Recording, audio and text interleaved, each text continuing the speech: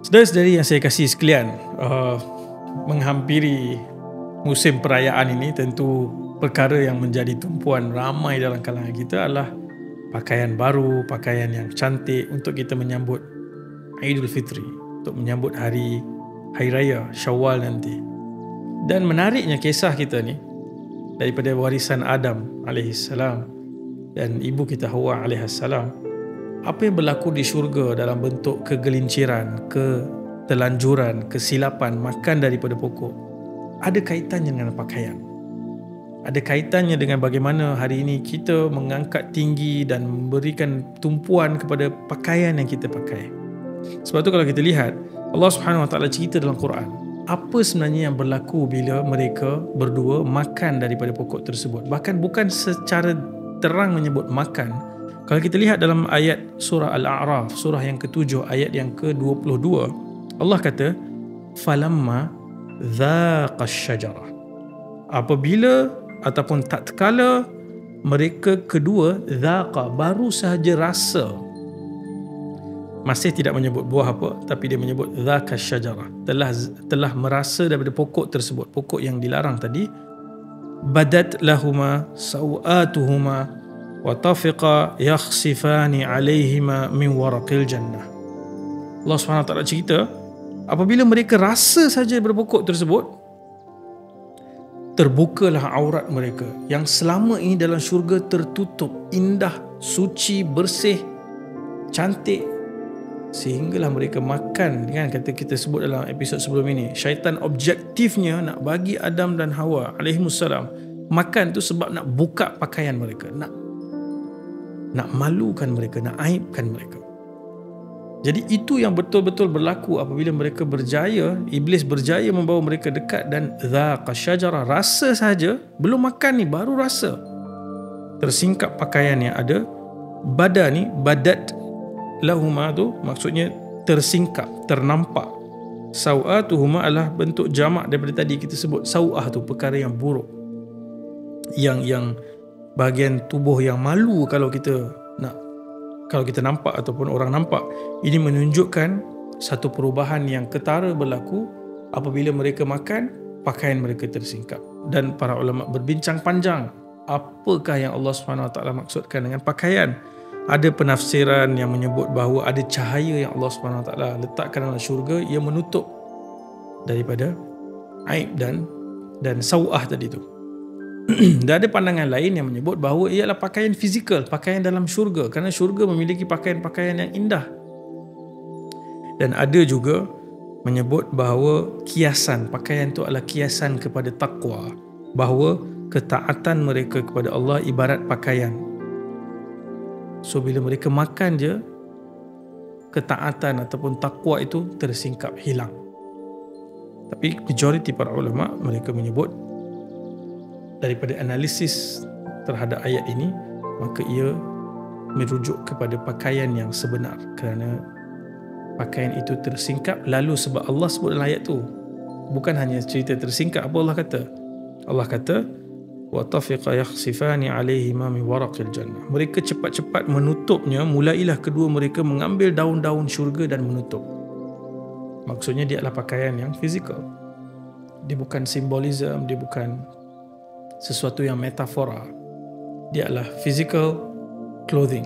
Memang ternampak dan mereka cepat-cepat. Dan para ulama bincang panjang. Satu, mereka sebut dosa ni daripada jauh dia nampak mengiurkan. Kita crave, kita rasa craving, nak rasa sesuatu, nak masuk sesuatu tempat, nak melakukan sesuatu hal. Tapi at the moment kita rasa, cravings tu akan hilang. Segala perhiasan, syaitan akan hiaskan, syaitan akan buat hype kan, macam marketing kan. Marketing ni ada hype kan, banyak benda lah yang kita experience marketing ni, sampai kita rasa FOMO, fear of missing out. Sampai bila kita rasa tak ada apa-apa pun. Bahkan dalam konteks dosa, bila rasa, dia membawa penyesalan dan kerugian yang besar. Kalau kita perhatikan, para imam menyebut bahawa dosa dan pahala ni, perkara yang Allah halalkan dan perkara yang Allah haramkan, semuanya dia dalam formula, apa yang Allah halalkan itu baik untuk manusia, apa yang Allah haramkan dia ada mudarat dan buruk untuk manusia. Jadi apabila anak Adam melakukan hal yang haram, dia mungkin hanya akan dapat merasakan nikmat itu sangat singkat, sekejap, tapi penderitaannya panjang. Bukankah demikian halnya kalau kita lihat dalam aspek contohnya zina? Syaitan hiaskan, syaitan bawa semakin dekat dengan radius. Allah kata wala taqrabu zina, jangan dekat, tapi syaitan bawa dekat, sehingga berlaku perzinaan itu. Falamma dhaqa, dia hanya dapat rasa seketika, tetapi penderitaannya itu panjang. Kalau terjangkit penyakit yang tidak ada sembuhnya, kalau hamil di luar nikah dengan anaknya, dengan segala proses yang berlaku setelah itu, membawa malang, membawa duka cita, sehingga ada riwayat-riwayat dalam sirah kita boleh lihat para tokoh-tokoh terdahulu menyebut zina ini mewariskan kefakiran. Zina ini mewariskan kefakiran. Kerana apa yang berlaku setelah itu tidak ada yang baik. Sebab tu Allah SWT kata jangan dekat pun sekali. Demikian juga hal-hal yang lain. Minum perkara yang Allah haramkan. Mungkin kenikmatannya dhaqa sebentar, tapi bila balik mabuk, kemalangan sehingga lumpuh, kemalangan sampai membunuh orang, masuk penjara, deritanya panjang. Sebab tu hati-hati, syaitan akan bagi nampak macam benda tu adalah everlasting pleasure, seolah-olah kenikmatan itu akan kekal. Macam dia sebut dekat Adam dan Hawa, syajaratul khuld, ini pokok yang akan memberikan kamu kenikmatan abadi, kamu akan ada kuasa yang tidak akan lenyap. Tapi the moment mereka taste, pakaian mereka tersingkap dan perasaan malu menyelubungi diri mereka, dan mereka mengambil pokok-pokok, daun-daun daripada pokok syurga dan menutup, seolah-olah terdedah sau'ah, perkara yang mengaibkan, yang malu itu disebabkan pelanggaran tersebut. Itu satu. Maksudnya syaitan akan hasut kita mendekati hal yang nampak macam seronok, tapi ia sangat singkat, deritanya panjang. Yang kedua, kita mesti berhati-hati dengan apa yang kita makan, kita lihat, kita dengar, kita tuturkan. Kalau ia adalah perkara-perkara haram, proses itu akan menghilangkan sifat malu. Sehingga satu orang, Nabi SAW sebut dalam hadis, semua Nabi-Nabi sebelum ini memesankan tentang malu, dan illam tastahi, kalau kamu tak rasa malu, fasna' ma syi't. Sebab malu yang paling besar itu adalah malu kepada Tuhan, kemudian malu kepada sesama manusia. Tapi hari ini kalau kita lihat, sebagai orang yang sudah bergelumang dengan haram, dia sudah tidak lagi malu melakukan apa-apa keburukan di depan khalayak.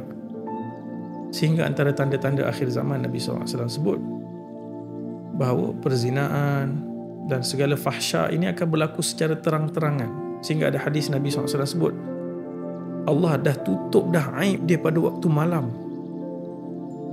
Dia sendiri yang keluar pada waktu siang dan ceritakan perkara haram dan fahsya yang dia buat pada waktu malam. So tak ada rasa malu dah. Hari ini dengan social media, dengan platform-platform yang pelbagai, yang kalau saya sebut nama tu sudah mesti tahu atau pernah dengar, yang mana orang melakukan hal-hal fahsyak yang malu, tapi kemudian mereka tunjukkan kepada dunia. Bahkan mereka merasa bangga apabila sau'ah mereka dilihat banyak mata, iaitu views.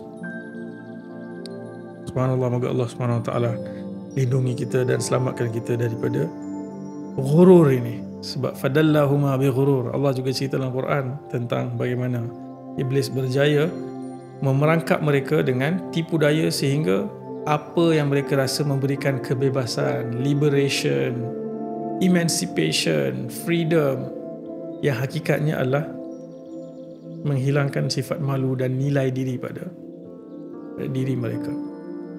Saya mengajak saudara-saudari untuk membaca satu buku, tajuknya A Case Against Sexual Revolution. Buku ini sangat baik kerana dia menceritakan tentang pengalaman orang-orang yang pernah berada dalam industri yang menjual aurat kepada manusia, bagaimana penderitaan yang panjang yang mereka lalui setelah momen itu yang sementara itu berakhir. Sangat meruntun hati dan sangat menginsafkan. Moga Allah SWT bantu kita faham daripada kisah ini, bahawa kita jaga diri kita jangan masuk ke daerah haram sehingga kita hilang rasa sifat malu.